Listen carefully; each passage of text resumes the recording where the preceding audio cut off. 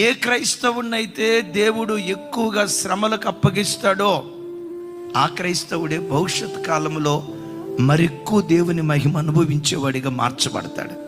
ఈ వాక్యం వింటున్న మీలో ఎవరైనా ఎందుకోనయ్యా నాకే, ఎందుకోనయ్యా నా కుటుంబంలోనే, ఎందుకోనయ్యా నా జీవితంలోనే ఈ ఆపదలన్నీ జరుగుతున్నాయి, నా జీవితంలోనే నేను తలెత్తుకోలేకపోతున్నాను, నా జీవితంలోనే నేను అనుభవించే ఈ శ్రమలు ఎవరికి చెప్పుకోలేక ఒంటరిగా కుమిలి కుమిలి కుమిలి కుమిలి బ్రతుకులో ఏడుస్తున్నాను, ఎందుకో నా జీవితంలోనే శ్రమలు ఎక్కువ వస్తున్నాయి అని ఒకవేళ ఈరోజు మాట్లాడుతున్నావా?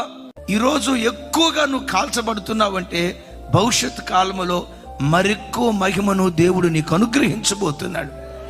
దేవుడు ఎప్పుడైనా అవమానాలతో నిన్ను కాలుస్తూ ఉంటే, నిందలతో నిన్ను